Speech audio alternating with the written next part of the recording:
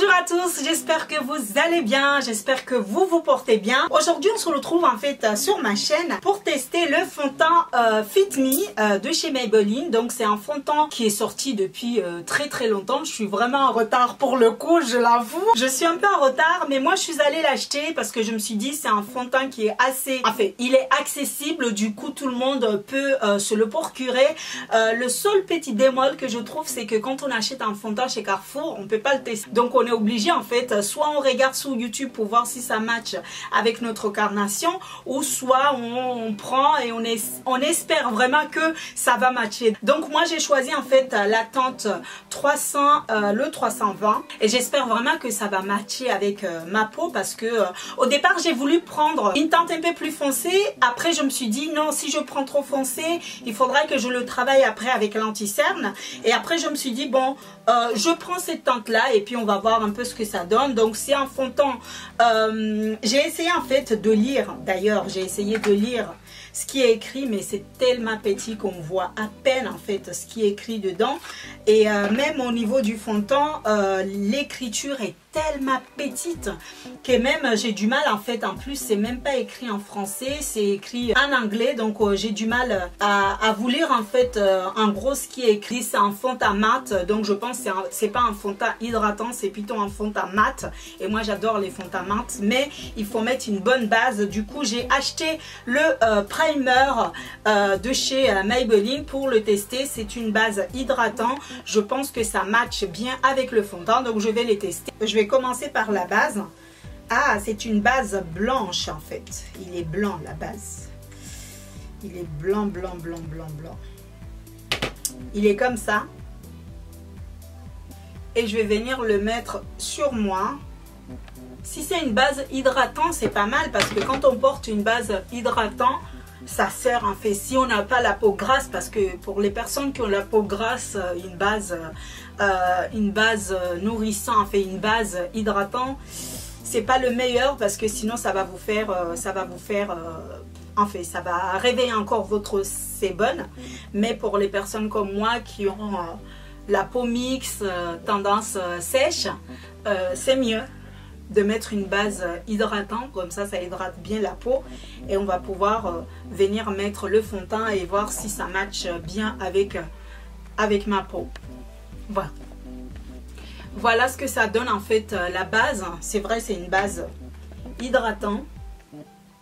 Je le sens vraiment la base. Je sens que j'ai mis quelque chose sur moi, je sens que c'est un peu lourd. C'est pas une base fin, mais c'est vraiment une base hydratante. Il est lourd en fait. On le sent vraiment. J'ai avancé un peu la caméra pour que vous puissiez voir en fait la base hydratant qui hydrate. Pour le coup là, il hydrate vraiment bien. Mais comme je vous ai dit, on le sent quand même. On sent qu'on a mis quand même quelque chose sur la peau. Donc c'est pas une base fine.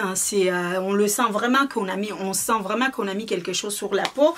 Du coup, pour tester le fond de teint, je vais le tester avec mon Beauty Blender. Donc je vous ai dit tout à l'heure que ma teinte c'était le 350. En fait, je ne sais pas encore si c'est ma teinte, on va le tester pour voir si vraiment c'est ma teinte. Mais en tout cas, on va tester celui-ci. Je vais l'ouvrir. Regardez. Je vais enlever le petit truc qui apparaît dessus, parce que c'est la première fois que je l'utilise. Je viens mettre quelques pompes. Ah, ça a l'air... je pense que ça a l'air de... C'est parti. Ça a l'air d'être...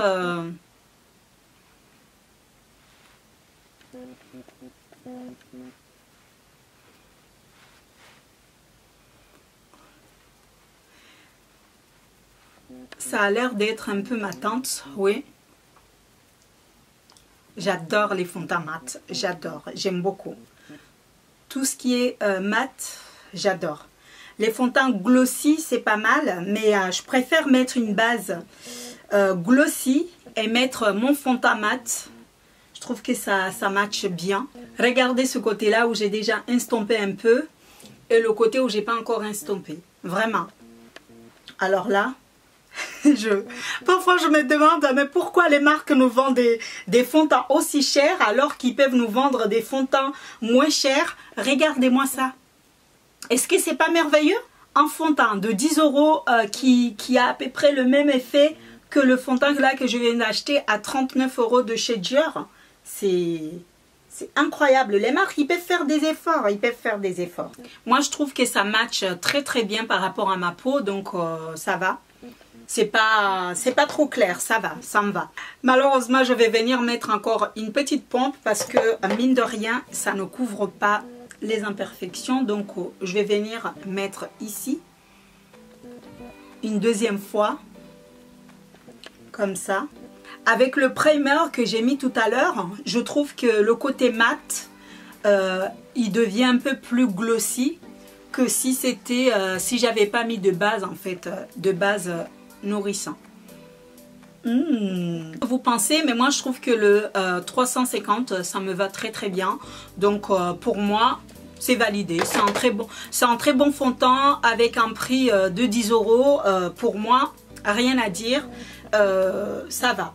Maintenant en fait ce que j'ai fait, j'ai pas fait que ça, j'ai pris cet anti-cerne pour venir en fait le tester avec le fond de teint pour voir un peu ce que ça donne.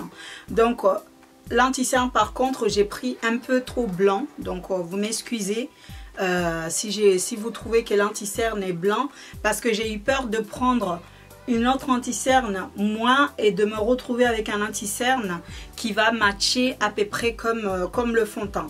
Du coup, je préfère le prendre sur le sauton comme ça, comme vous voyez. Et après, je vais venir le travailler avec la poudre. Et aussi, oui, je vais le travailler avec la poudre et je pense que ça va aller.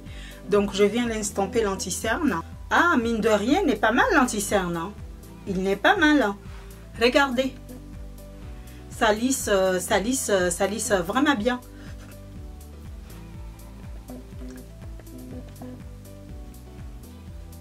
Ah, mais j'adore. Je trouve encore mieux que l'anti-cerne de chez NYX. Je le trouve encore mieux. Regardez-moi ça. Il est trop bien. J'aime beaucoup. Mais il apporte beaucoup de lumière par contre au visage. Au niveau de mon visage, là, ça apporte beaucoup de lumière. On a l'impression qu'il n'y a pas de différence entre l'anti-cerne et mon fond de teint. Il n'y a pas de différence. Et pourtant, tout à l'heure, quand je l'ai mis, vous avez vu que c'était un peu clair. Pour vous dire à quel point le maquillage a fait des miracles. C'est incroyable. Regardez. Donc, je vais venir mettre ma poudre banana powder.